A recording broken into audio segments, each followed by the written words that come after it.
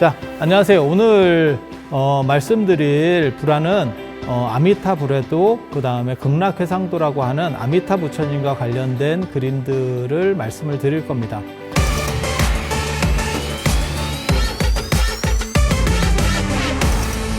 가장 먼저 이야기가 돼야 될 것이 극락이라고 하는데요.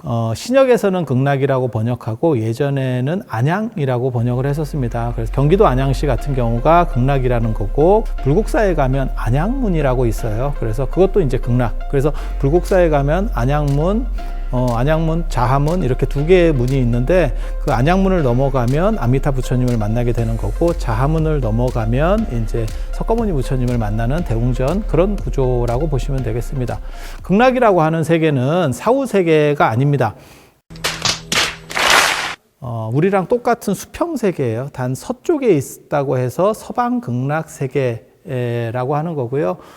그 다음에 서쪽에서 한 10만억 국도 떨어져 있다는 거예요.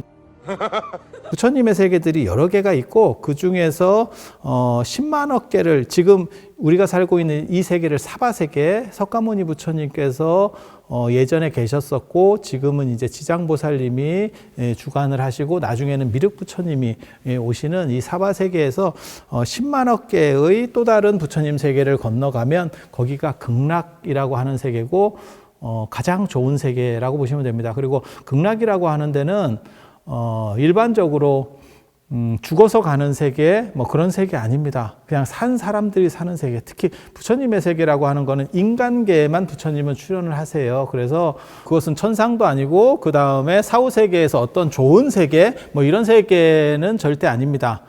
단지 인간들이 사는 세계 중에서 가장 좋은 세계, 그러니까 전 우주에서 어떻게 보면 가장 기쁨이 많고, 그 다음에 가르침이 있는 세계. 불교에서의 이상 세계는 일반적인 유신론적 종교는 신과 함께 하는 세계가 이상 세계라면, 불교는 가르침이 있고 그것을 통해서 깨달음으로 나아가는 점진적인 세계. 그래서 극락에서의 가장 큰 특징은 아미타 부처님을 필두로 해서 깨달음에 이르도록 계속 후퇴함이 없이 전진해 간다라고 하는 그런 수행자의 모습이라고 보시면 되겠습니다. 극락에 대해서는 우리가 현실적으로 볼 수 있는 건 아니고요. 극락에 대한 모든 정보는 석가모니 부처님께서 신통을 통해서 보고 말씀하시는 걸 기준으로밖에 할 수가 없어요. 그래서 직접적인 정보들은 아니고 간접 정보밖에 될 수가 없고요. 그렇게 나와 있는 경전들이 대표적인 걸 정토 삼부경,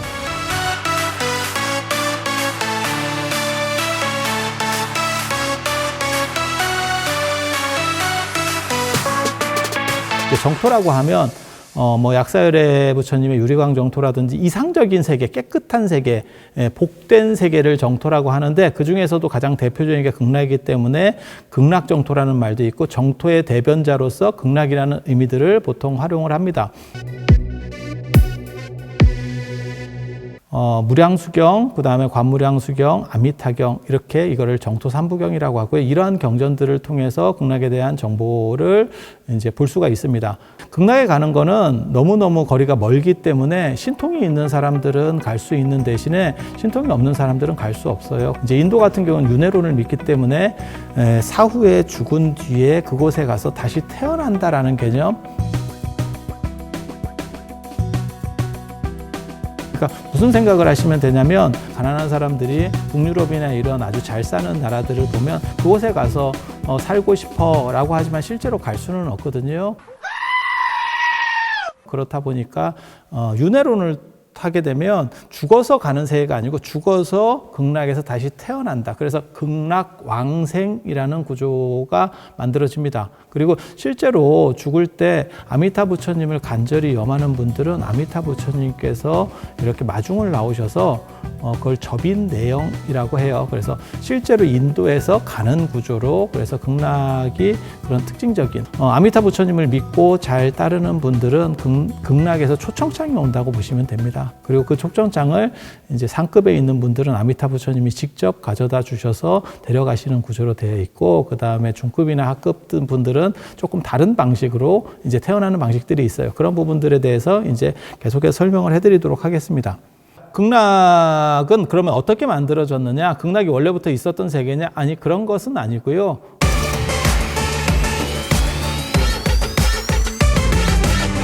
무량수경이라는 경전을 보면 원래는 정광열애라고 하는 분이 있었고 옛날 얘기입니다. 호랑이 담배 피고 놀던 시절에 그 다음에 광원열애, 뭐 월광열애 이렇게 해서 쭉쭉쭉쭉쭉 왜 이러는 걸까요? 부처님이 계시다가 53분의 부처님이 이어서 출연을 하셨고 54번째 부처님으로 세자재왕열애라고 하는 분이 출세를 하십니다. 그때 법장비구라는 저희 같은 어떤 스님, 비구라고 하는 거는 승려를 야기하는 거예요. 남자 스님. 그래서 남자 스님이 어떤 발언을 했대요. 내가 앞으로 부처가 돼서 사는 세계는 이 세상에서 가장 완전하고 깨끗하고 아름답고 가르침이 있는 세계였으면 좋겠어요.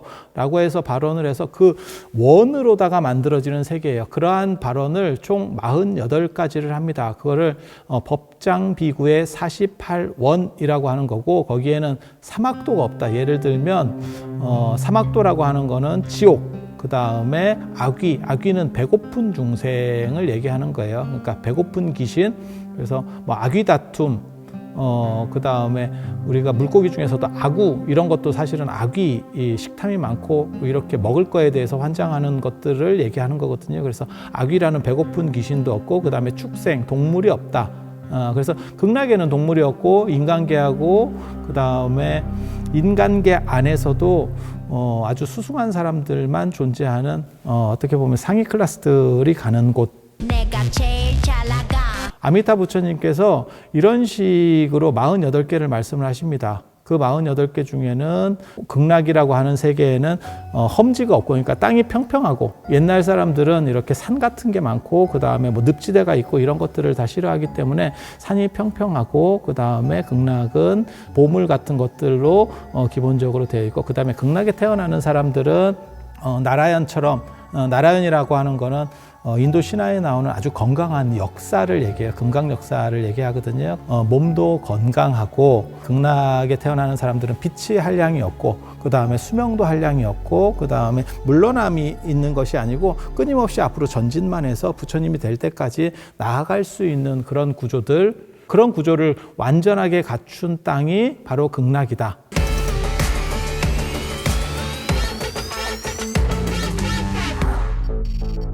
그리고 이 극락에 관련된 48가지 48원 중에 하나가 그 유명한 18원, 18번째 서원이에요. 그게 아미타 부처님, 나무 아미타불이라고 하는 아미타 부처님께 귀의합니다를 10번 이상만 하면 그 연결고리를 통해서 하이패스로 극락으로 갈 수 있다라고 하는 구조가 있어요. 이건 나중에 이제 아미타불 연부를 하게 되는 우리가 그러한 배경이 되는 그러한 서원입니다. 이런 총 48가지를 기본적인 틀을 가지고 하나의 세계를 이분이 수행을 해서 만드는 거예요. 법장비구가 그거를 오겁이라고 하는 무진장 긴 시간 동안 당신이 디자인한 세계를 만들어 갔대요.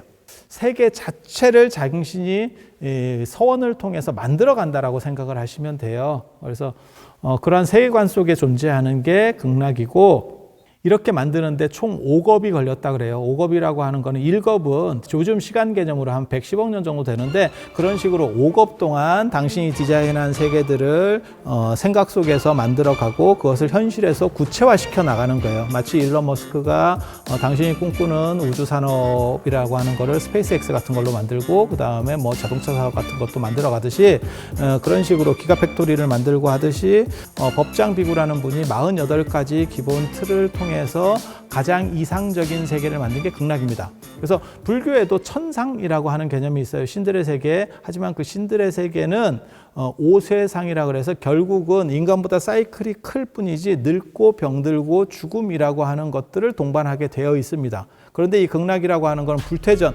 물러남이 없이 계속 앞으로 전진만 한다라고 하는 거예요.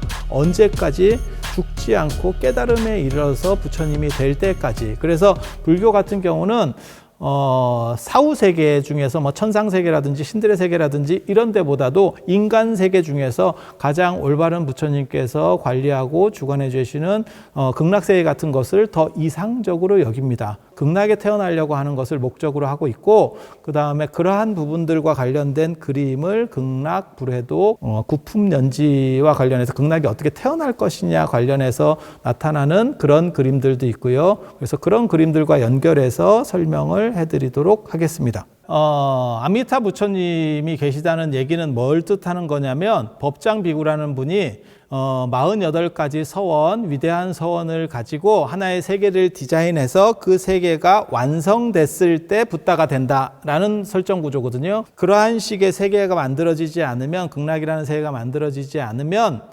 나는 붓다가 안 될 거야 라고 해서 끊임없이 노력하는 모습을 보였고, 결국 그분이 아미타 부처님이 됐어요. 아미타 부처님이 됐다는 건 뭐냐면 그 극락세계가 만들어졌다는 걸 얘기하는 거고, 아미타 부처님의 특징을 무량수불, 무량광불 이렇게 합니다. 범어로는 아미타유스, 아미타바하 이렇게 나가는 거예요. 그래서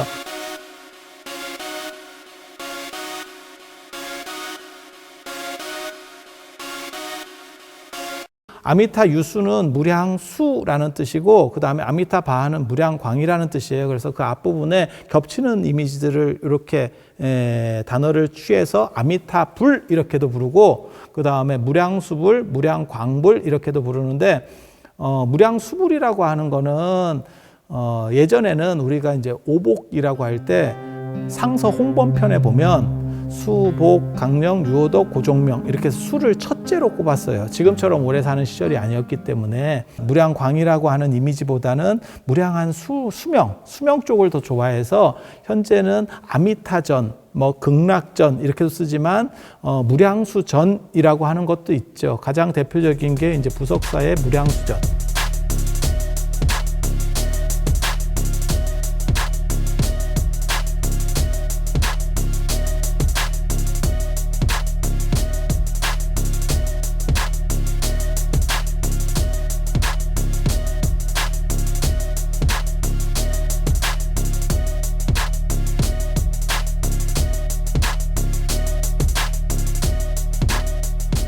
무량수전 베을린 기둥의 기대서서라고 하는 그러한 책이 있었던, 그리고 석굴암 같은 경우가 원래는 수광전, 조선 후기의 편액은, 그러니까 간판은 수광전이라고 걸려 있었어요. 수광전이라고 하는 것은 무량수, 무량광의 수광을 이렇게 집취한 겁니다. 그래서 아미타 부처님 전각이 아니었느냐라는 그러한 주장들이 황수영 선생님이나 이런 분들이 하실 수 있었던 게 사실은 그러한 이유 때문이고요. 물론 그것이 조선 후기의 편액이기 때문에 그게 창건 당시를 반영하는 거냐? 그것은 아닐 거다라고 해서 논점들이 많이 있긴 있었습니다. 수광이라고 하는 의미는 실제로 아미타 부처님을 나타낸다.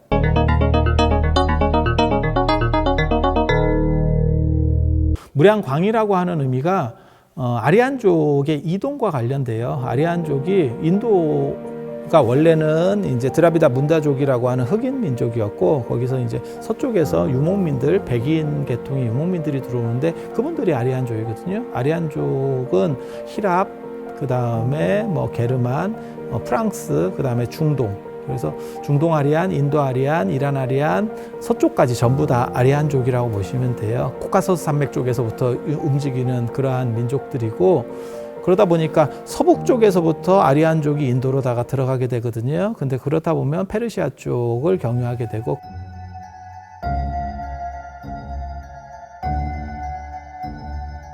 거기서 이제 광명사상, 밝은 빛, 조로아스터교라든지 이러한 밝은 빛과 관련된 부분들이 어느 정도 영향을 미쳤을 것이다 라는 게 이제 추정이고요. 그게 무량광이라고 하는 빛의 이미지들이 강력하게 나오는 부분들이라고 보시면 되겠습니다. 극락세계는 좋은 게 다 있는 세계입니다. 그래서 이제 가장 대표적인 게 칠보라고 하는 거예요. 무량수경에 보면 극락은 금, 은, 유리, 파리, 만호, 자거, 산호 이렇게 칠보로다가 이루어져 있다. 팔이라고 하는 거는 그게 수정입니다.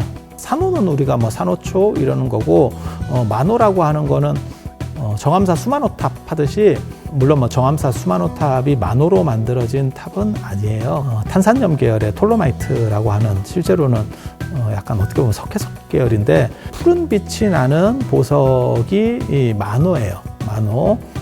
자거는 자개농 같이 그렇게 해서 여러 빛이 나는 조개 껍질을 작어라고 하는 거거든요. 그런 칠보로다가 기본적으로 이루어져 있다라고 하는 게 극락의 기본 바탕이고, 칠보설은 여러 가지가 있습니다. 진주가 들어가는 경우도 있고 호박이 들어가는 경우도 있고, 호박은 아시다시피 송진이 굳어서 가는, 그다음 중국에서는 호랑이의 정신 뭐 이렇게 보는 거고요. 그다음에 뭐 진주야 뭐 다 조개에서 나오는.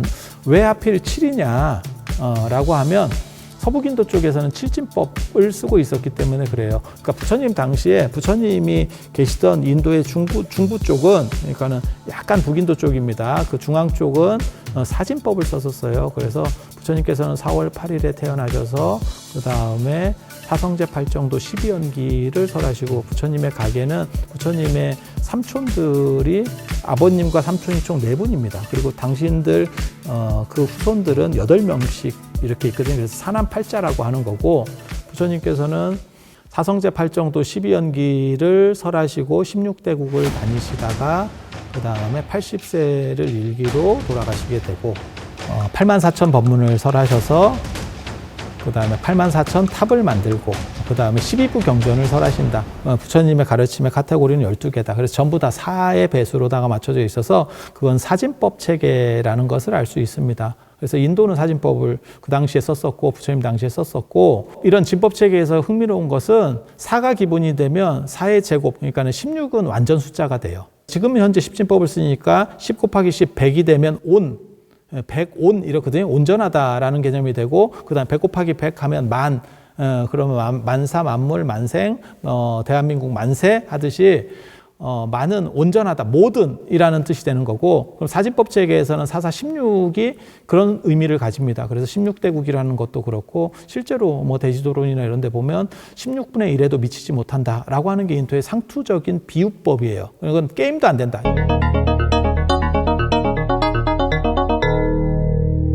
땅이 크다 보니까 서북인도 쪽은 사진법을 쓴 게 아니고 칠진법을 썼어요. 그 칠진법을 쓰는 문화 전통에 입각해서 이 7이라는 숫자들이 굉장히 많이 나옵니다. 극락에는. 극락은 서북 쪽 인도와 관련된 문화 배경을 바탕으로 해서 이야기가 전개가 되고 있어요. 그래서 칠보수, 칠보지, 칠공덕수, 그 다음에 칠보궁전, 그 다음에 칠난간, 그러니까 나무도 칠보로 되어 있고, 그 다음에 칠중으로 되어 있고, 칠중으로 건물들도 다 만들어져 있는 이러한 특징들, 그러니까 계속 칠자가 반복되는 거예요. 그 7 곱하기 7, 7의 제곱이면 49가 되잖아요. 그 49가 완전하게 한번 바뀌게 된다. 마치 우리가 60갑자 문화에서는 60이 돌아가면 환갑 이래서 한 바퀴를 돌았다라고 하는 것처럼, 그걸 지금 현재 동아시아 문화에서 계승하는 게 49제라고 하는 부분이고요. 수전판 같은 데서는 사구 다시, 사구는 사하고 구자가 들어오면 그건 다시라고 하는 것도 사실은 이 칠진법 문화에서 기원을 하는 겁니다.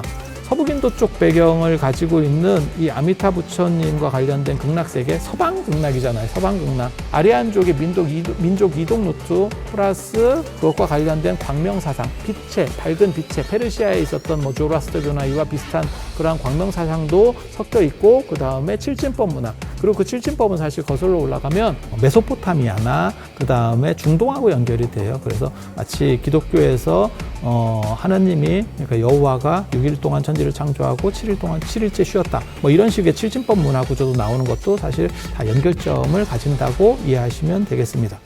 아미타 부처님과 관련된, 그 다음에 극락세계와 관련된 여러 가지 그림들이 있습니다. 동아시아 같은 경우는 이제 뭐 사후세계에 아미타 부처님의 세계를, 극락세계가 사후세계는 아니지만 거기에 일반인들이 갈 수 있는 방법은 2가지밖에 없는 거예요. 하나는 죽어서 그쪽에서 윤회하는 것, 그 다음에 아미타 부처님을 간절히 염원해서 아미타 부처님이 마중 나오게 하는 것, 접인내영이라고 하는 거예요. 하나는 즉득왕생이라고 하는, 직접 내가 가서 왕생하는 거고, 하나는 접인내영. 그렇지만 그게 다 죽음을 통해서 간다라고 하는 방식 때문에 극락을 사후세계로 인지하는 경우들이 있습니다. 하지만 절대 사후세계는 아니고요. 그리고 이 극락과 관련된 그림들, 사람들이 죽음과 관련돼서 이것을 이해하고 했지만 결국 그 세계에서 사는 시간이 훨씬 더 긴 거죠. 기독교로 얘기하면 어떤 믿음이 투철한 사람이 현재에서는 우리가 한 100년도 못 살지만 사실 천국에 가게 되면 영생하게 되는 구조니까 저쪽이 더 본질이야 라고 생각하는 사람들이 있는 것처럼 동아시아에도 극락에 가면 영생, 그 다음에 그 영생을 바탕으로 해서 부처님이 될 때까지 수행하는 구조들이 존재한다 라는 생각을 했을 때 그쪽이 어떻게 보면 더 본질이고 이거는 잠깐 왔다 가는 세계 아닐까. 사마천의 사기에 보면 마치 인생이라고 하는 것은 사두마차를 타고 성문을 통과하는 것처럼 빠른 거야 라고 하는 그런 구조 속에서 이해하시는 분들도 있어요. 극락에 대한 인기라고 하는 것은 전 시대를 통해서 언제나 있었던 그런 부분들이고 그렇다 보니까 극락과 관련된 그림들이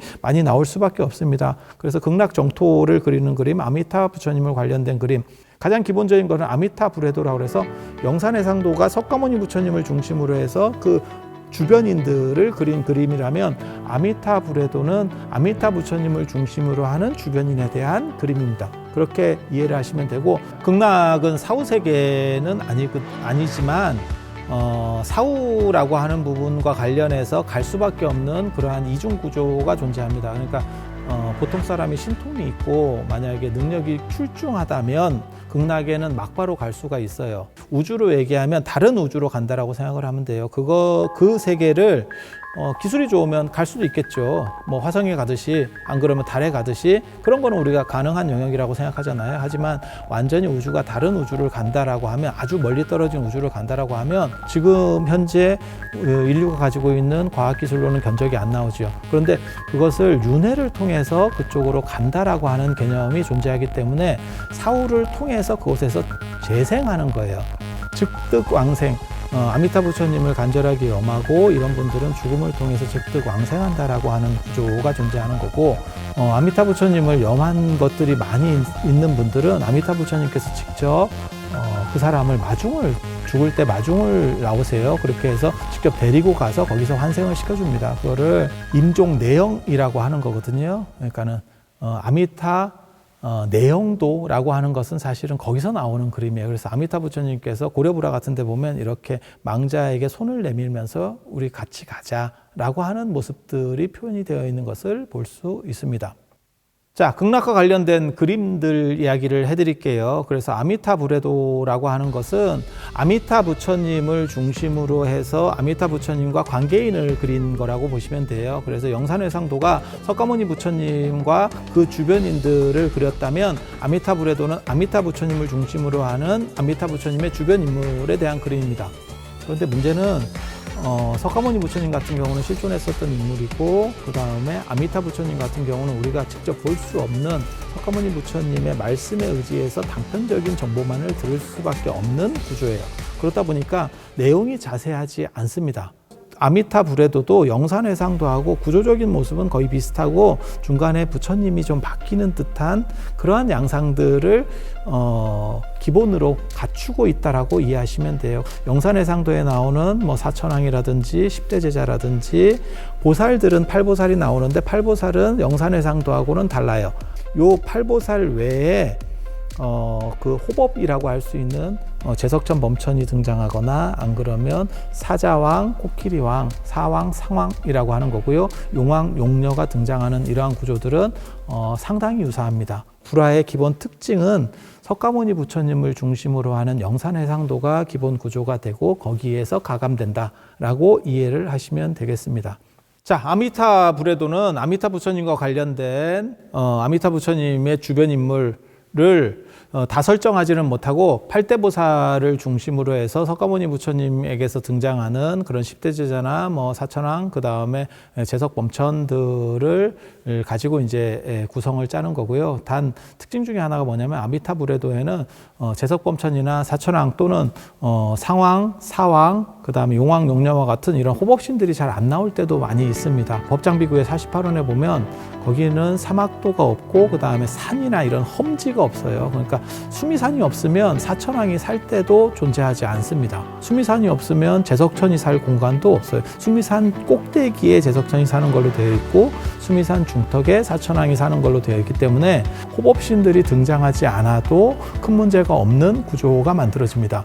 그게 이제 아미타 불회도의 가장 큰 특징 중에 하나고요. 아미타 부처님의 극락세계는 완전한 세계이기 때문에 굳이 그것을 호법으로 할 필요성 자체가 없어요. 그러니까 나쁜 것들이 그것을 어떻게 한다라고 하는 염호시킬 수 있는, 오염시킬 수 있는 구조 자체가 원천적으로 차단되어 있다. 그렇기 때문에 호법이 등장하는 경우도 있고 등장하지 않는 경우도 있다라는 정도를 이해하시면 되겠습니다. 극락과 관련된 것은 아미타 부처님에 대한 신앙이기도 하지만 내가 극락에 간다라고 하는 개념이 존재하는 거예요. 그래서 극락을 어떻게 이해할 것이냐, 아미타 구품도라고 하는 겁니다. 극락 구품도라고도 하는데요. 아미타 부처님 세계 속에서 어떻게 내가 태어나느냐. 그러니까 보통 사람들 같은 경우는 관무량수경에 보면 맨 마지막에 300우품이라고 그래서 상중하, 상중하 속에 다시 상중하, 상중하, 상중하가 연속으로 들어가요. 9개의 극락에 태어나는 방식들이 존재합니다.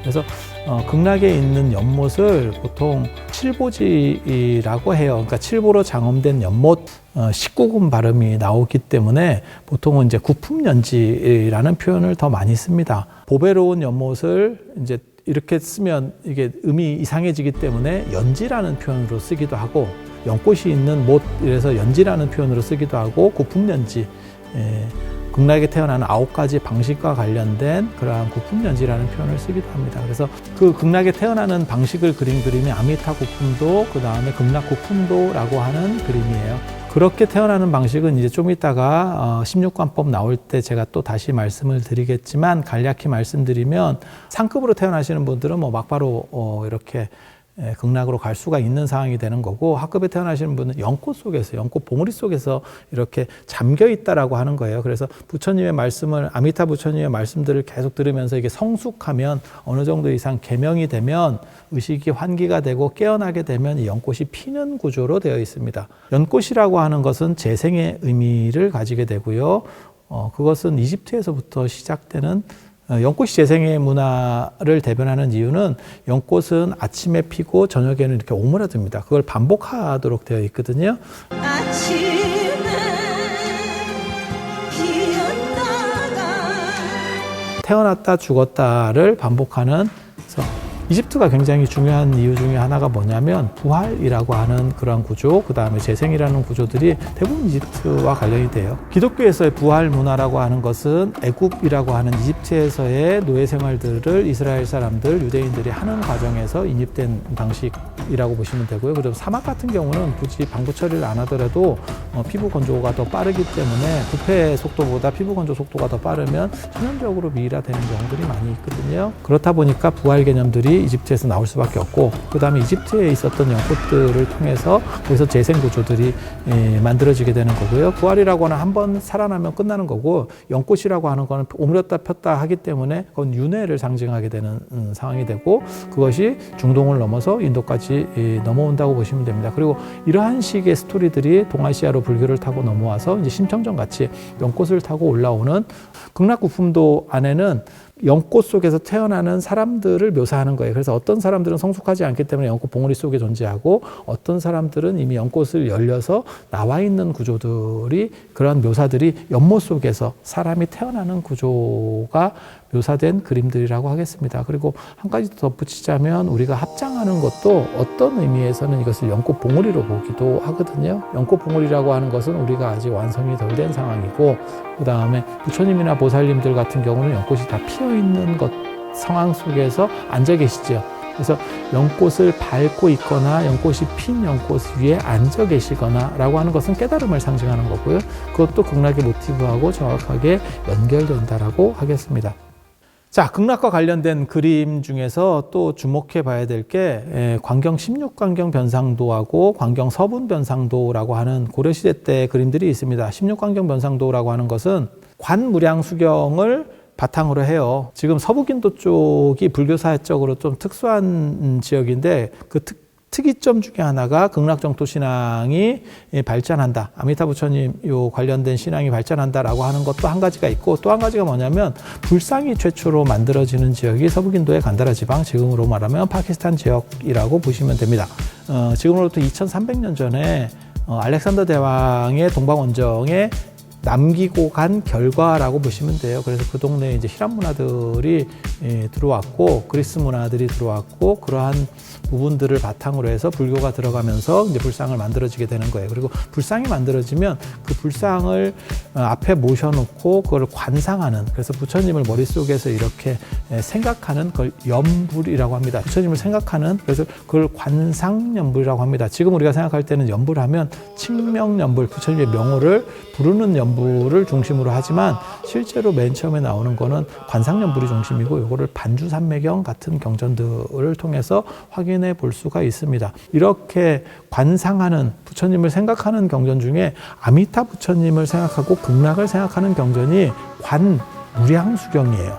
그래서 거기 보면 극락에 대한 이야기들이 자세하게 나와 있어요. 그래서 왜냐하면 극락을 생각해야 되기 때문에 구체적 묘사가 나오는 거예요. 거기에 보면 그 내용 중에 16관, 극락과 관련된 13가지, 그걸 정선 13관이라고 합니다. 극락의 세계는 어떻다라고 하는 것이 13가지가 나오고 뒤에 세계는 산선 3관, 이래서 거기는 극락에 태어나는 방식, 3배구품이라고 하는 극락 구품연지에서 태어나는 방식을 얘기를 해줍니다. 두 가지를 섞는 게 16관인데 그 16관법을 차례대로 그린 그림들이 고려불화에 있습니다. 그게 현재 3점 정도 남아 있고요. 나중에 그러한 이야기들은 따로 부분적인 것들을 해드릴 생각입니다. 관무량수경의 배경이 되는 서론에 나오는 게 왕사성의 비극이라고 하는 사건입니다. 아사세왕이 자기 부왕인 빈비사라 왕을 유폐시키고 그 다음에 위제이 부인이라고 하는 생모가 빈비사라 왕, 유폐된 빈비사라 왕에게 음식을 갖다 주니까 그것을 차단시켜서 결국 아버지를 죽게 하는, 그걸 왕사성의 비극이라고 그래요. 왜 그러냐면 그 빈비사라 왕과 아사세 왕이 다스리던 나라가 마가다국이고 그 수도가 왕사성이거든요. 그래서 왕사성에서 자식이 아버지에게 도전해서 아버지를 유폐시키고 그 다음에 죽이게 되는 사건, 그러한 것들을 배경으로 해서 이 경이 시작이 됩니다. 그때 비극 속에서 어머니가 이제 그걸 해결하기 위해서 아버지인 빈비사라 왕에게, 남편이죠, 빈비사라 왕에게 음식을 갖다 주니까 아사세 왕 입장에서는, 새로 정변을 일으켜서 아버지를 유폐시킨 아사세 왕 입장에서는 그 아버지가 살아계신다는 게 너무 부담이 되는 거죠, 정치적으로.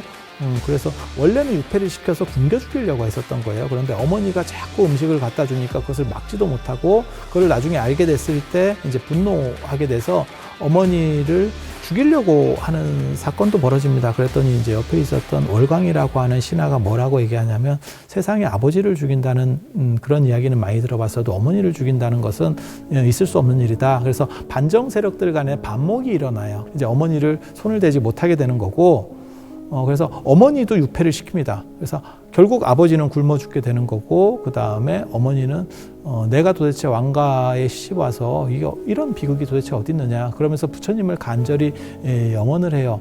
그래서 부처님께서 나에게 평화를 주시고 행복을 주셨으면 좋겠다. 이런 아들과 남편이 서로 죽이는 상황 속에서 내가 어떻게 해야 되느냐라고 했을 때 부처님께서 방법을 제시해 주시는 게 이제 신통으로 아난과 부르나, 사리불, 이러한 존재들을 보내셔서 가르침을 주시는 거예요. 그 가르침이 뭐냐면 극락의 정토, 이상적인 세계가 있는데 그 세계의 아미타 부처님 세계를 생각해라. 그게 불국토다. 거기에 가면 남편과 자식이라고 하는 서로 죽고 죽이는 현실 세계 속에서 도저히 융합될 수 없는 구조들까지도 전부 다 하나로다가 융합돼서 살 수 있는 부처님의 참된 세계가 존재한다. 내용적으로 자극적이기도 하고 교훈적이기도 하고, 그 다음에 왜 부처님께서 극락이라고 하는 이 세계가 아닌 이상 세계를 설하실 수밖에 없었는지에 대해서 이야기해 주는 구조이기 때문에 그것을 따로 그린 그림을 관경서분 변상도라고 합니다. 그게 고려불화의 2점이 남아 있어요. 이 부분에 대해서도 나중에 제가 따로 설명을 해드리도록 하겠습니다. 자, 구품연지에 태어나는 그런 이야기를 조금만 더 해드릴게요. 구품연지 속에서 극락에 태어나는 사람들이 전부 가서 태어나느냐? 그것은 아닙니다. 16관경에 보면 16관 중에서 13관은 이제 명상하는 거예요. 극락세계를 명상하는, 그래서 태양이 지는 것들을 바라보면서 명상을 하고, 극락세계의 땅을 명상하고, 극락세계에서 관세음보살님을 어떻게 생겼다라고 하는 것을 명상하고, 대세지보살을 명상하고, 극락세계의 나무, 그 다음에 극락세계에 존재하는 대지, 이런 것들을 다 명상을 통해서, 그게 이제 16관법에서 앞에 나오는 13개까지, 그걸 정선 13관이라고 하는 거고, 맨 마지막에 3개의 3관은 이제 산선 3관, 그 산선 3이 다시 각각의 1, 2, 3으로다가 다시 쪼개져요. 그러면 이제 구품이 되는 거고, 상품, 상생, 상품, 중생, 상품, 하생, 이렇게 한 세트가 상품 세트고, 그 다음에 중품, 상생, 중품, 중생, 중품, 하생, 하품, 상생, 하품, 중생, 하품, 하생. 그러니까 상중하, 상중하가 이중으로 겹친다고 보시면 돼요. 요거는 이제 그래프로 한 방에.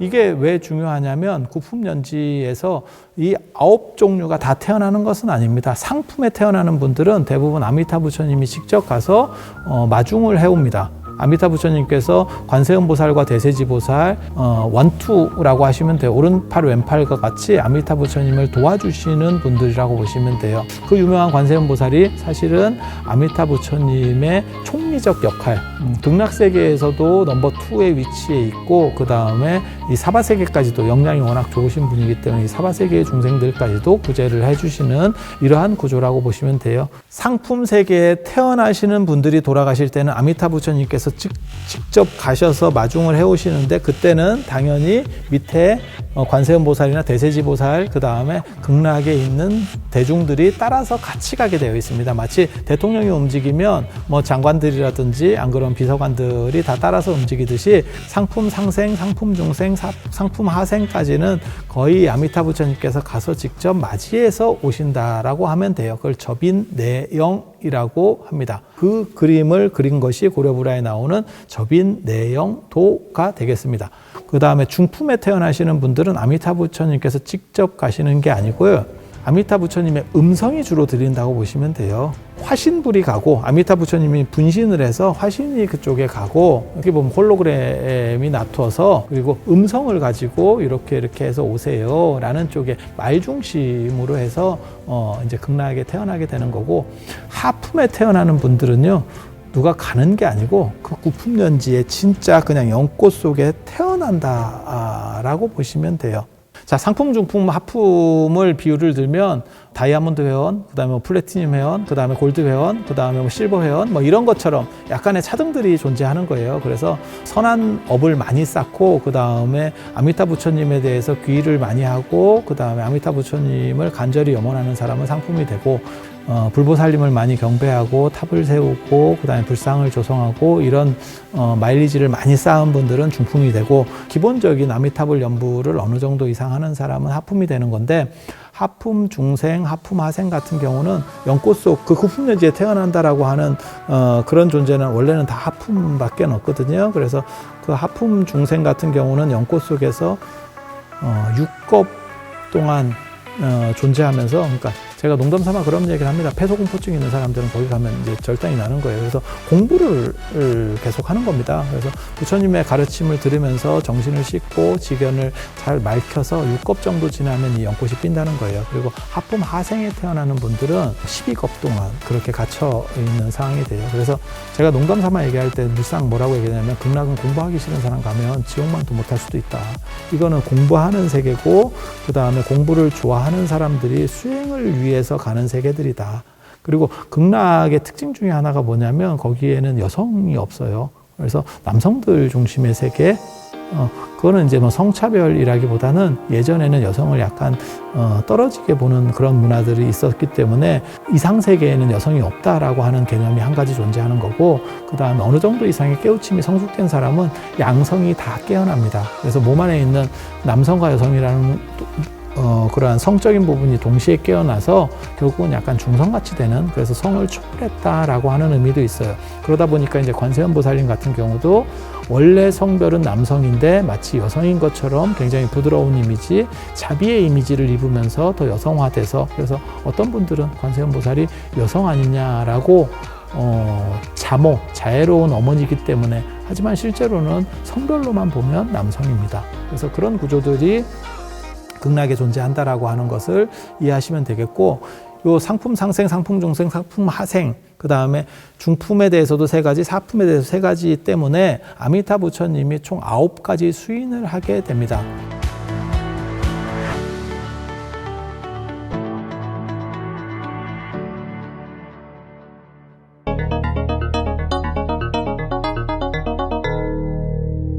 부처님 같은 경우는 형상은 똑같기 때문에 수인을 통해서 그분의 위치, 그 다음에 나타내려고 하는 표현들이 좀 다릅니다. 수인이라고 하는 건 손 모양이에요. 그래서 석가모니 부처님 같은 경우는 오른손을 밑으로 내리는 항마 촉진을 하게 되는 거고, 그 다음에 비로자나 부처님 같은 경우는 이렇게 왼손을 오른손으로 감아쥐는 직권인 같은 것을 하게 되는 거고요.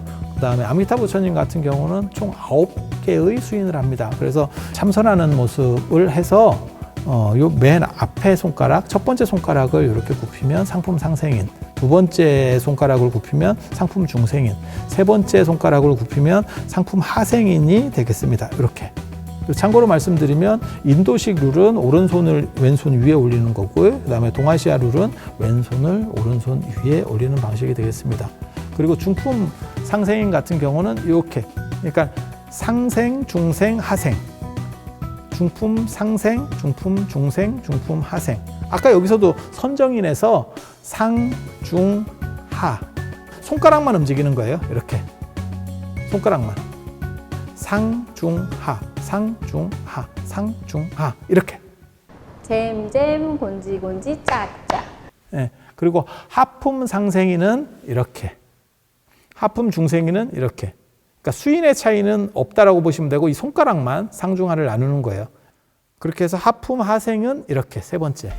그래서 보통 우리나라에 존재하는 거의 대부분의 절대 다수의 아미타 부처님은 하품 중생인을 취하고 있습니다. 이걸 이제 속칭 뭐라고 사람들이 얘기하냐면 돈내나 수인, 동전 수인이라고 많이 얘기를 합니다.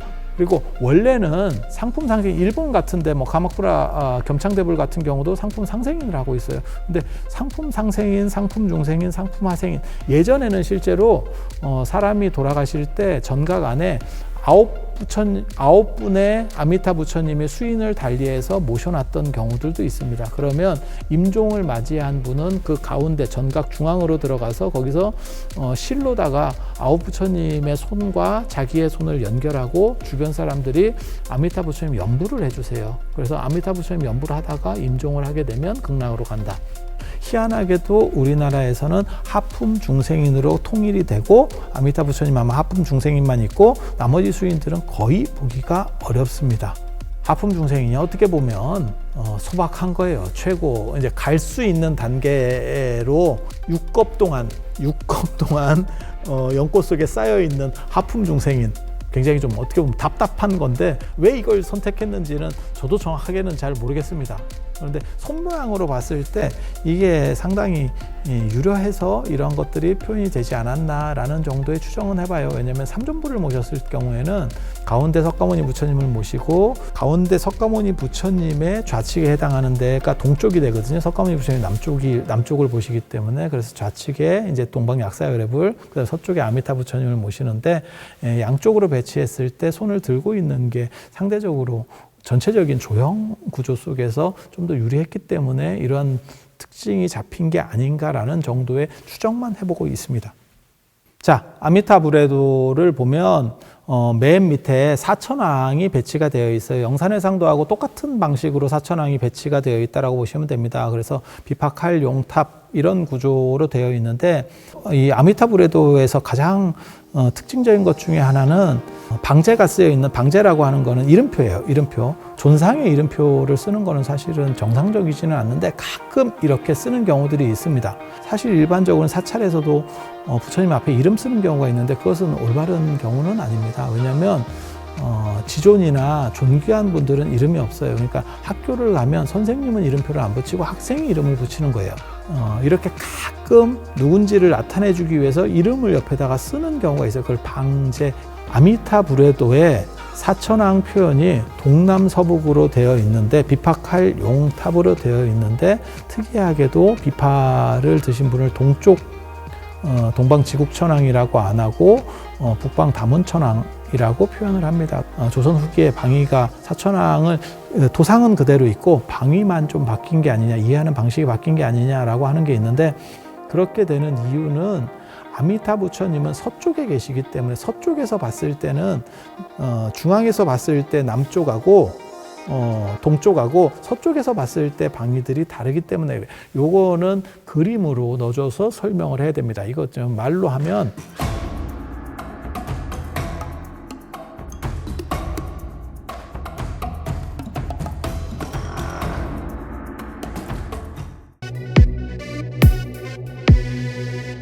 아미타 부처님이 계시는 극락세계는 서쪽이기 때문에 서쪽에서 보면 이 방위가 그대로 맞아요. 그러니까 틀린 방위가 맞는 방위예요. 보는 시각에 따라서 뭐하고 똑같은 거냐면 내가 볼 때 이쪽은 남쪽이 되는 거고 그쪽 카메라 쪽에서 입장에서 볼 때 이쪽은 북쪽이 되는 거죠. 그러니까 서로 간에 남북이라고 하는 개념 단어는 다르지만 실제로는 일치하는 방위죠. 그래서 그렇게 생각하시면 돼요. 그래서 아미타 부처님 중심으로 방제가 나온다는 것은 그 방위를 아미타 부처님을 중심으로 이해해서 그렇다.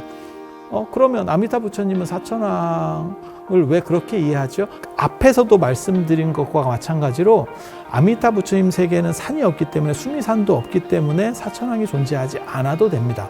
그러니까 일반적인 불화를 모시는 법식에 의해서 사천왕을 모시기도 하지만 사천왕이 빠진 아미타 불화들도 많이 있어요. 그거를 편집하시는 분이 넣어줄 겁니다.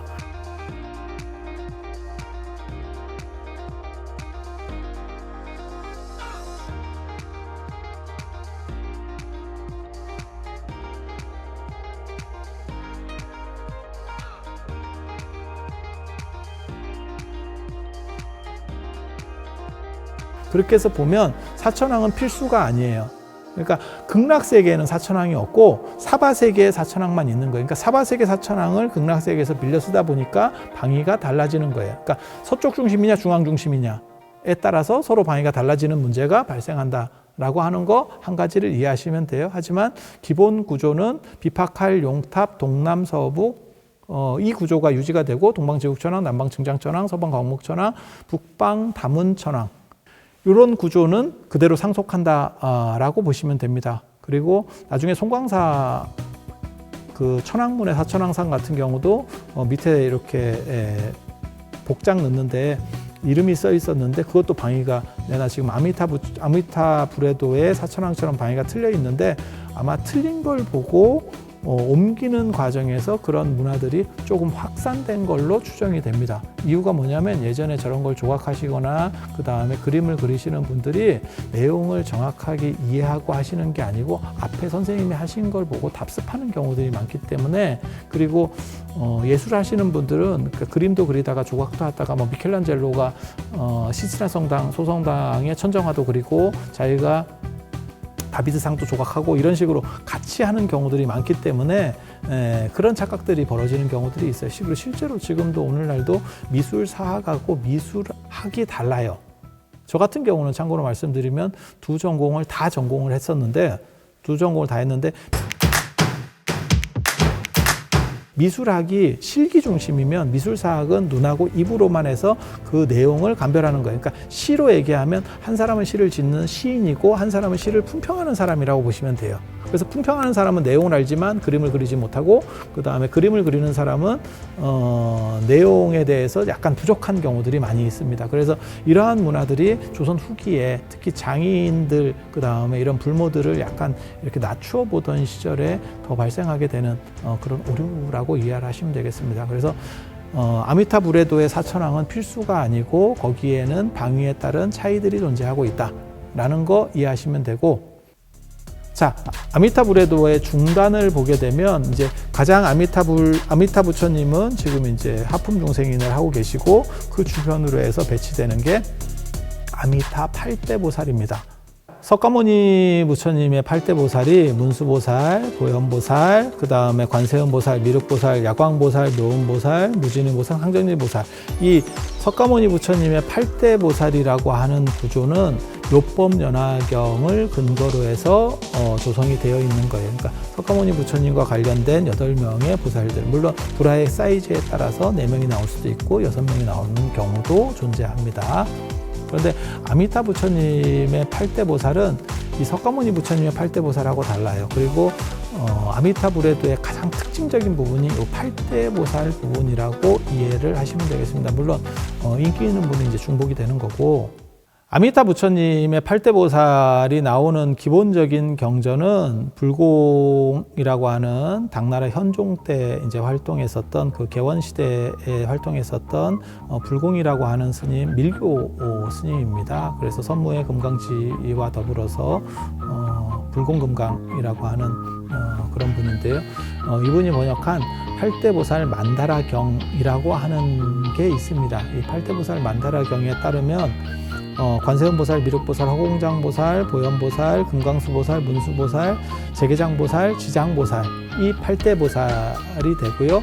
그분들이 각각 들고 있는 손에 들고 있는 뭐 연꽃을 들고 있다거나 칼을 들고 있다거나 이런 요소들이 다 명시되어 있습니다. 왜냐하면 밀교 같은 경우는 도상을 중시하기 때문에 그것이 구체적으로 묘사가 되어 있어요. 그리고 관세음보살의 특징 중에 하나는 뭐냐면, 가장 큰 특징은 이 이마 쪽에 아미타 부처님을 모시고 있다는 거예요. 그래서 아미타 부처님을 정대하고 항상 그 아미타 부처님처럼, 그러니까 멘토를 아예 이마에다 이렇게 받고 있다라고 보시면 돼요. 두 가지 말씀드리면 이게 어떤 특징적인 문화냐면, 영산회상도 설명할 때도 제가 그런 말씀을 드렸지만 개주라고 하는 게 있어요. 인도 사람들은 상투 속에다가 아주 좋은 구슬을 넣어서 그 구슬의 에너지가 내 몸을 전체를 이렇게 방어막처럼 감싼다. 그래서 삿된 것들도 못 들어오고 모든 질병이나 바이러스나 세균이 못 들어온다라고 생각을 하는 그러한 문화가 존재하고 있었어요. 인도 문화 같은 경우는 이 상투 속에다가 좋은 구슬, 예전 같은 경우는 루비가 아마 제일 좋은 구슬일 겁니다. 그래서 다이아몬드 같은 경우는 1600년대 이후에야 가공 기술이 만들어지기 때문에 어느 정도 영향력을 미치는 거고, 그전에는 붉은색 루비를 최강으로 쳤거든요. 그래서 그러한 루비 같은 거를 머릿속에 이렇게, 그걸 개주라고 합니다. 상투 구슬이라고 하는 거예요. 상투 속에다 그걸 넣으면 거기서 나오는 그 어떤 전기가 뭉친 그러한 상서로운 기운이 인피니트 스톤 같은 거죠. 그래서 그런 것들이 내 주변을 이렇게 감싸서 아우라를 형성하고, 그것이 모든 삿된 것들이나 질병이나 그 다음에 액난으로부터 나를 보호해준다라는 개념이 있어요. 그런데 관세음보살은 디자인 자체가, 그러니까 용모 자체가 원래 귀족 모습이에요. 그래서 귀족 스타일이기 때문에 상투를 틀고 있고, 거기 그 안에다가 아미타 부처님을 모시고 있는 겁니다. 실제로 그러니까는 보이는 게 아니고 안에 들어가 있는 구조인 거예요. 그런데 그렇게 안에, 상투 안에다가 들어가 있으면 사실은 알 수가 없잖아요. 그러니까 표현상에서 보여주기 위해서 이걸 앞으로 뽑은 겁니다. 그래서 마치 이마에 정대하고 있는 것처럼 보이지만 실제로는 정수리 위에 모시고 있는 거라는 거. 그리고 여기서 등장하는 이 관세음보살의 이 머리 위에 등장하는 화불, 아미타 부처님의 화불이 두 종류가 있어요. 하나는 앉아 계신 스타일, 그 다음에 하나는 서 계신 스타일이거든요. 가장 대표적인 게 이제 석굴암에 존재하는 석굴암 부처님 뒤쪽에 있는 11병 관세음보살을 보면 부처님이, 아미타 부처님이 이렇게 서 계시는데, 서 계시는 것들이 더 오래된 유형이라고 생각을 하시면 됩니다. 근데 왜 그러면 서 있는 모습에서 앉아 있는 모습으로 바뀌느냐? 이게 서 있게 되면요, 머리가 너무 커지는, 그러다 보니까 나중에 이제 도상적으로 약간 앉혀서 안정감을 주는, 물론 그렇게 해도 머리가 크게 나오는 것을 방법은 없습니다.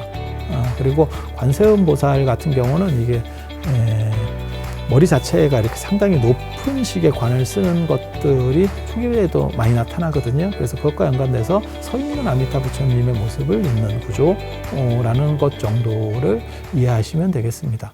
자, 불공의 8대 보살 만다라경에 보면 관세음 보살, 미륵 보살, 허공장 보살, 보현 보살, 그 다음에 금강수 보살, 문수 보살, 그 다음에 재계장 보살, 지장 보살 이렇게 8분을 얘기를 하고 있지만 이 중에서 몇몇 분들이 약간 이렇게 바뀌게 돼요.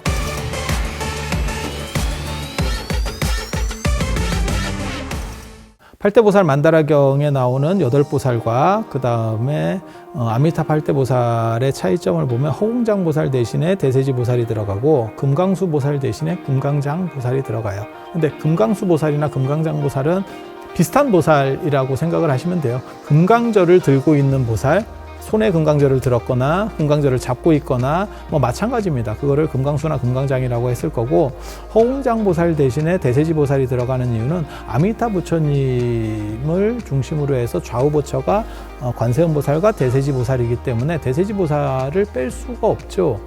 인기순위라든지 인지도에서 약간 밀리는 허공장 보살이 빠지게 되는 보살 사이에서도 인지도나 인기는 참 중요하다. 라는 거를 보여주는 단적인 예라고 보시면 되겠습니다. 그래서 밀리면 빠집니다. 우리 그런 거 있잖아요. 아이돌 그룹에서도 누구 한 명이 빠졌을 때 팀이 와야 되는 경우가 있고 빠져도 잘 돌아가는 경우가 있고 빠졌을 때 채워 넣는 경우가 있고 이게 참 다르거든요. 그래서 인생이라고 하는 게 어떻게 하느냐 참 중요한 거예요. 그리고 그거는 보살 세계도 그렇다더라. 자, 아미타 부처님의 8대 보살과 관련해서 관세음 보살 같은 경우는 이마에 좌불이든 입불이든 아미타 부처님을 모시고 있는 게 가장 큰 특징이라고 보시면 되고 손에는 연꽃이나 정병이라고 하는 거는 인도에서 수행자들이 들고 다니는 물병이라고 보시면 돼요. 조관이라고 하는 거고 이제 군지라고도 하는데요. 이렇게 거는 형식으로 이렇게 드는 방식이 제일 많습니다. 그러니까 보배병 형식이 아니고 수월관음도에 보면 그 정병 그림들이 같이 나와요. 예전에는 관세음 보살 관세음 보살을 모시는 정각 고려 시대까지만 하더라도 관세음 보살을 모시는 정각에는 이 정병을 따로 조성을 해서 모셔놓는 게 일반 법식이었었어요. 그래서 그런 정병들이 많이 현재도 남아있고 국립중앙박물관 같은 데 가면 이미지가 있으니까 그거를 사진을 딱 찾아서 이렇게 딱 넣거나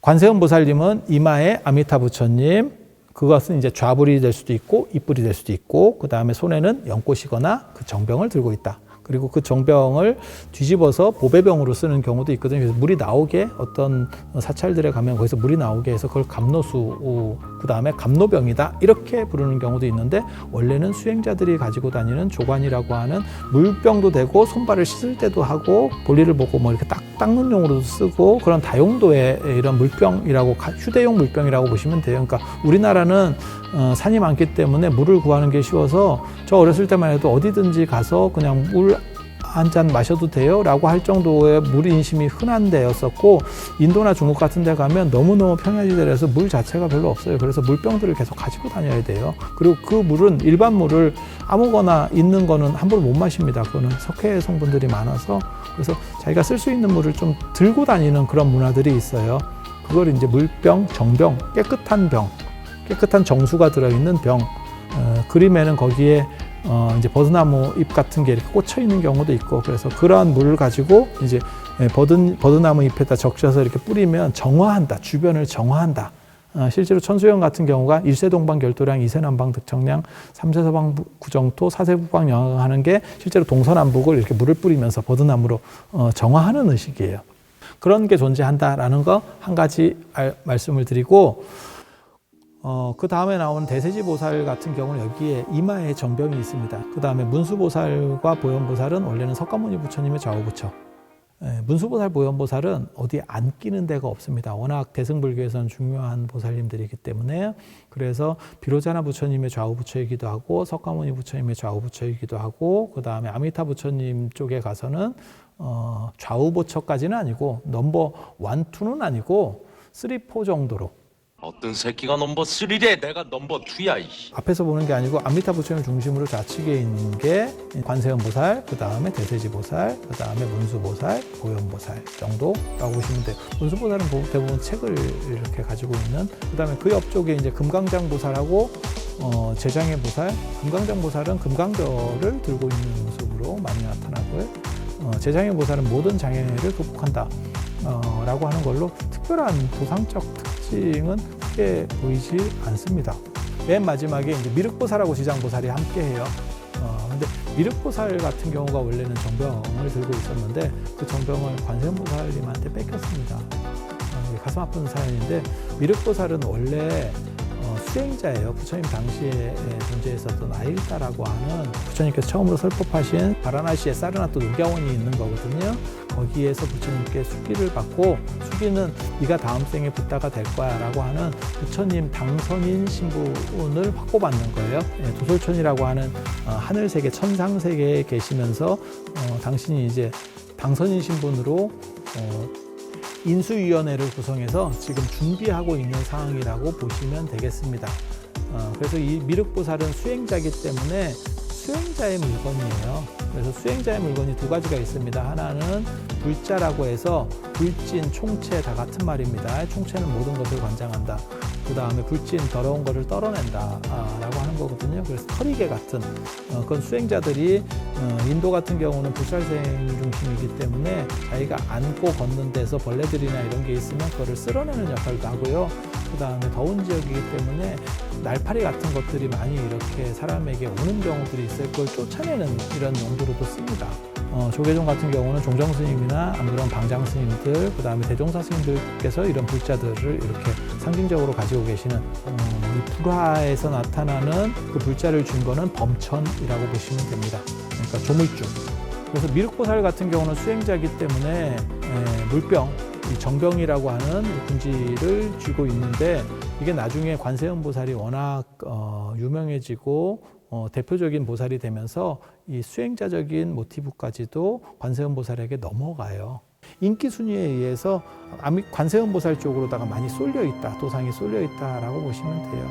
그리고 지장보살님 같은 경우는 이제 도상적 특징이 가장 두드러지는 분이 지장보살님이죠. 승려 형상이에요. 그래서 이렇게 저희 같이 약간 이렇게 머리를 깎은 스타일, 그 다음에 가사를 수한 이런 모습으로 등장을 하죠. 깎는 모습으로 나타나는 경우도 있고, 여기에 피모지장이라고 해서 위에다가 이렇게 두건을 쓰는 경우도 있습니다. 머리카락이 없는 데서 오는 찬 것, 뜨거운 것들을 막는 방식이지요. 그래서 지장보살이 머리에 이렇게 두건을 쓰고 있다라고 하는 게 지장 신문경 같은 경우에 이제 나오는데요. 그게 이제 실크로드 호탄 쪽에서 나오는 그런 종합된 경전인데, 그런 걸 보면 뭘 생각하시면 되냐면 아랍 왕자들이 머리에 이렇게 천 같은 거 쓰고 띠 두르는 거 있잖아요. 그게 지장보살의 스타일이라고 이해하시면 됩니다. 그 지장보살과 대칭에 있는 게 미륵보살이니까 지장보살만 찾으면 미륵보살은 그냥 찾아지는 거, 그 다음에 문수보살 찾으면 보현보살은 그냥 찾아지는 거, 관세음보살 찾으면 대세지보살이 찾아지는 거, 금강장보살과 제장의 보살은 어떻게 찾느냐? 그렇게 6분을 찾고 나머지에서 찾으시면 됩니다. 좌우로 배치하는 걸 소목법이라고 하거든요. 그래서 1, 2, 3, 4, 5, 6, 7, 8 이렇게 배치가 돼요. 그래서 좌가 먼저 하나 홀수가 되고 우가 짝수가 되고, 좌우 부처로 비중을 차지하는 분은 바로 옆에 부처님의 바로 옆에 붙거나 안 그러면 앞쪽에 크게 이미지로, 그래서 사이즈만 딱 봐도 굉장히 크고 전신이 다 드러나 있다 그러면 아, 좌우 부처구나 이렇게 이해하면 되고, 뒤쪽으로 가거나 좀 부처님으로부터 멀리 가면 아, 서열이 좀 떨어지는구나 이렇게. 지금하고 똑같아요. 누구와 더 가깝냐, 일총관계가 누구냐 라고 생각을 하시면 딱 이해하기가 좋습니다. 그래서 불화 안에서도 누가 일촌이고 누가 가깝고 누가 멀고를 그냥 거리로다가 따지시면 돼요. 전에 영산회상도 말씀드릴 때도 제가 그런 말씀을 드렸지만 주대종소법이라고 해서 주인공, 그 다음에 비중이 큰 인물들은 점점 크게 그리고, 그 다음에 비중이 작은 분들일수록 더 작아요. 그러니까 그건 실제 사이즈랑 전혀 무관하게 크기 차이를 통해서 비중의 차이를 눈으로 시각적으로 볼 수 있게 해주는 그러한 작용을 하나 하고, 그 다음에 중앙으로 들어갈수록 당연히 메인입니다. 뭐 아이돌로 치면 가운데에 원탑이 쓰죠. 그래서 딱 그런 식으로 생각을 하시면 되겠습니다. 아미타 8대 보살 좌우에 이제 여기도 아까 말씀드린 사천왕과 더불어서 나타나는 경우도 있고 안 나타나는 경우도 있어요. 그리고 그 두 분이 이제 좌제석, 우범천. 제석천이라고 하는 거는 이제 신들의 왕, 실제로 하느님에 해당하는 우리가 삼국유사 보면 석제 환인, 그 환인이 석제가 제석이에요. 그래서 우리의 환인 신앙이 제석천 신앙과 결부됐다라는 것을 알 수 있는, 그다음에 범천이라고 하는 건 조물주입니다. 그래서 제석천은 금강제를 들고 있고 범천은 이제 불자를 들고 있고, 그래서 제석천은 귀종 모습, 원래는 범천은 수행자 모습인데 나중에 고려시대까지는 그런 양상들이 좀 유전되다가 조선시대에 오면 다 섞여서 똑같이 생겼다는 거. 그래서 언뜻 보면 보살과도 비슷하게 보이지만 사실은 보살보다 약간 크기가 작고 그 다음에 얼굴색이 피부톤이 약간 다릅니다. 그래서 그런 걸 가지고 구분할 수 있고, 맨 바깥쪽에 보살들이 그려져 있다면 맨 바깥쪽에 있고, 그 다음에 맨 바깥쪽에 없으면 그림에서 빠진 겁니다. 보살들의 사이즈를 보고 대충 이게 보살인지 아니면 제석천, 범천을 넣었는지를 알 수 있는 구조라고 이해하시면 되겠습니다.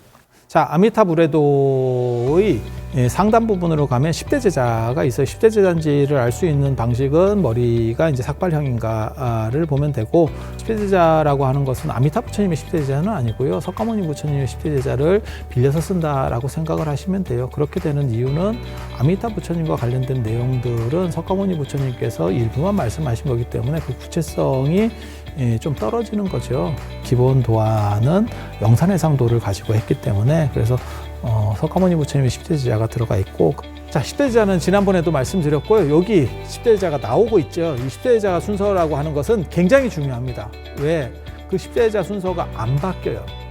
10대 제자 순서가 안 바뀐다는 것은 도상을 이해할 때 그 순서대로 좌우로, 우리가 8대 보살 얘기할 때도 좌우로 얘기한 것처럼 얘기하면 된다라는 거기 때문에, 단 여기서 이해해야 될 게, 석가모니 부처님의 10대 제자 중에서 원투 제자는 지혜제일 사립을 신통제일 목건년이에요. 하지만 이 두 분은 석가모니 부처님께서 만년에 석가모니 부처님보다 연세가 많았기 때문에 먼저 돌아가십니다. 그래서 그걸 이제 부처님의 세 가지 비극이라고 얘기하는 거거든요. 부처님 72세, 73세 때 제바달다라고 하는 사촌 동생이 부처님께 대해서 반기를 들고 교단으로부터 이탈하려고 했었던, 그런 부처님을 시해하려고 했었던 그 비극적인 사건이 하나 있고, 그 사건과 연결된 게 저 앞에서 얘기했었던 왕사성의 비극 사건이에요. 그 다음에 나오는 사건이 부처님의 친족이라고 할 수 있는 석가족의 멸망, 아사세 왕에 의한 석가족의 멸망이 있고, 요 뒤에 일어나는 사건, 그래서 부처님 한 75세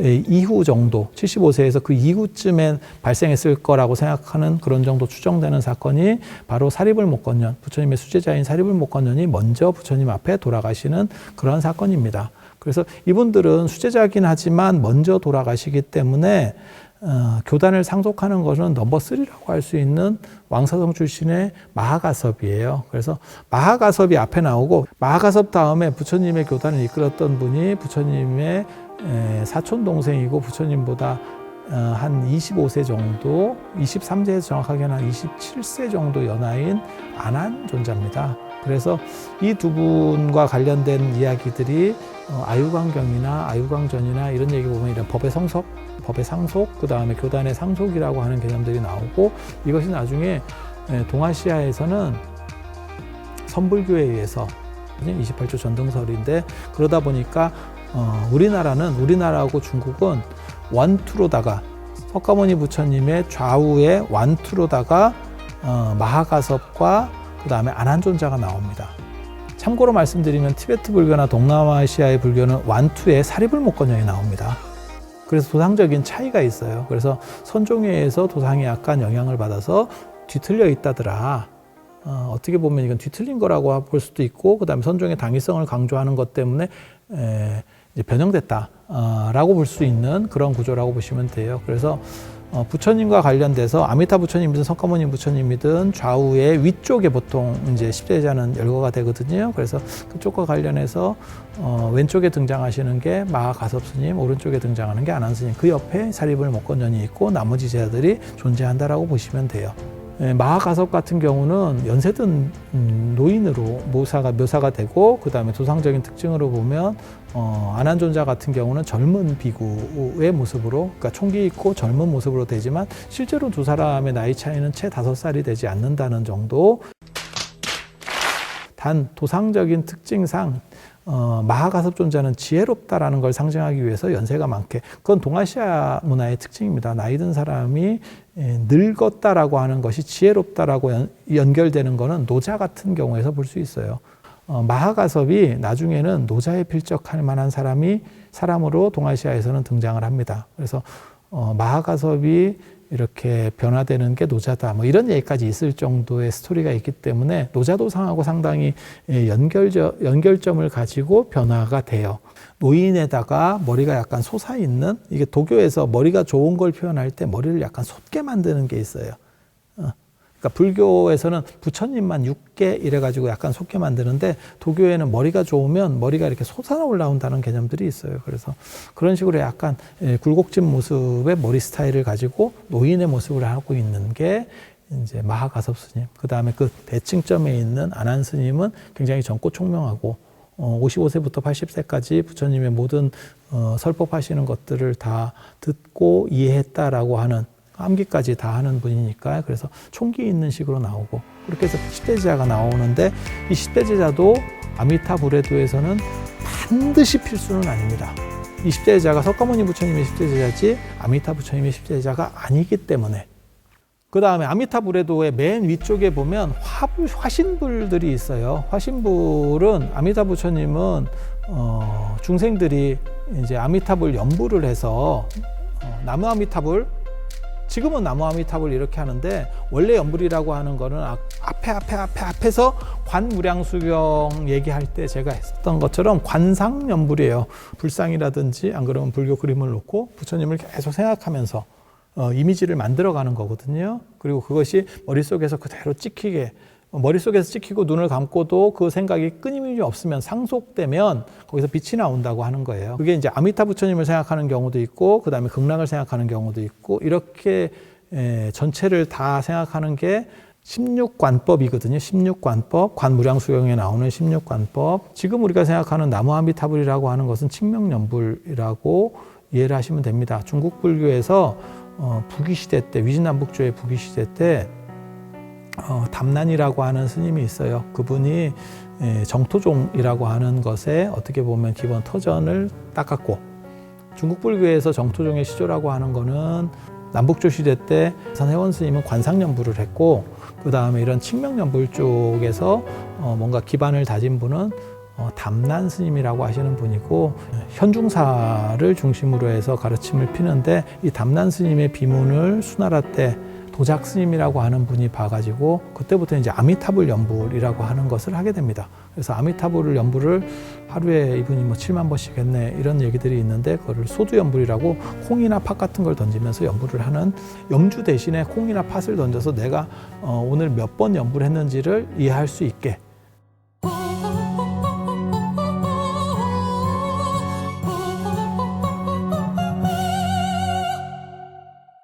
아미타불을 연불한 거는 이 도작 스님이 최초라고 보시면 되고, 그 다음에 이 도작 스님의 제자 중에 당나라 때 선도 스님이라고 계시는데, 이 선도 스님이 정토종의 완성자입니다. 이분이 나무 아미타불이라고 하는, 지금 우리가 알고 있는 이 나무 아미타불의 구조를, 여기서 나무는 귀의한다라고 하는 뜻이에요. 그래서 아미타 부처님께 귀의합니다 라고 하는 나무 아미타불의 구조를 완성시켜서 칭명연불을 집대성한 사람, 이게 이제 선도 스님이라고 하시는 분이에요.